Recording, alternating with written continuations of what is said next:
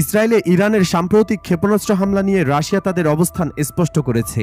দেশটির পররাষ্ট্র মন্ত্রণালয়ের মুখপাত্র মারিয়া জাখারোভা বলেছেন, এই হামলা ছিল ইসরায়েলি সরকারের অপরাধের প্রতিক্রিয়া এবং ইসমাইল হানিয়া সহ নেতাদের হত্যার জবাব।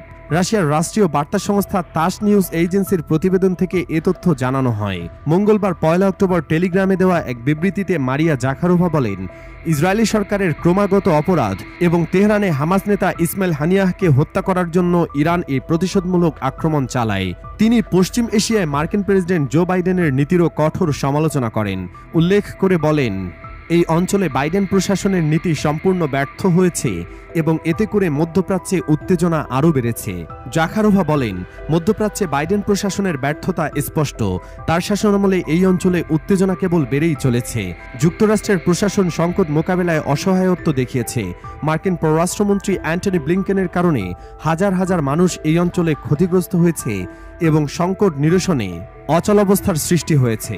রাশিয়ার এই মন্তব্য আসে ইসরায়েলের সাম্প্রতিক কর্মকাণ্ডের পরিপ্রেক্ষিতে, যেখানে ইসরায়েল লেবাননের উত্তর তীরে হিজবুল্লাহর বিরুদ্ধে সামরিক অভিযান শুরু করে এবং 27 সেপ্টেম্বর এক হামলায় বৈরুতে হিজবুল্লাহ প্রধান সাইয়েদ হাসান নাসরুল্লাহকে হত্যা করে। এর জবাবে ইরান প্রায় 200টি ব্যালিস্টিক ক্ষেপণাস্ত্র ইসরায়েলের বিভিন্ন স্থানে নিক্ষেপ করেছে। তেহরান স্বীকার করেছে, গাজা ও লেবাননে হামাস, হিজবুল্লাহ এবং আইআরজিসি নেতাদের হত্যার প্রতিশোধ হিসেবেই এই হামলা চালানো হয়েছে ইসরায়েলের ওপর। এর কিছুক্ষণ আগেই মার্কিন যুক্তরাষ্ট্র সতর্ক করেছিল যে ইরান ইসরায়েলে ব্যালিস্টিক ক্ষেপণাস্ত্র হামলা চালানোর প্রস্তুতি নিচ্ছে। হোয়াইট হাউসের একজন ঊর্ধ্বতন কর্মকর্তা সিএনএনকে জানিয়েছিলেন যে ইরান থেকে আসন্ন হামলার বিষয়ে তাদের কাছে তথ্য রয়েছে। মধ্যপ্রাচ্যে এই উত্তেজনা আরও গভীর সংকটের দিকে ইঙ্গিত করছে, যেখানে আন্তর্জাতিক কূটনীতির ব্যর্থতা এবং আঞ্চলিক সংঘাতের শঙ্কা বাড়ছে।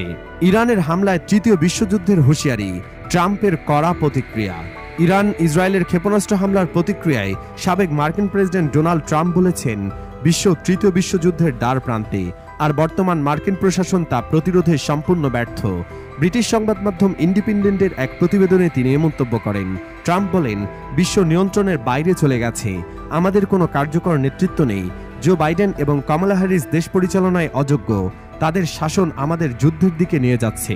তিনি দাবি করেন, তার প্রশাসনের সময় মধ্যপ্রাচ্য ও ইউরোপে কোনো যুদ্ধ হয়নি, আর যদি তিনি আবার নির্বাচিত হন, বিশ্বে শান্তি ফিরিয়ে আনবেন। ট্রাম্প আরও অভিযোগ করেন, ইরান আসন্ন নির্বাচনে কমলা হ্যারিসকে সাহায্য করছে, কারণ তারা জানে হ্যারিস ক্ষমতায় থাকলে ইরান সুবিধা নিতে পারবে।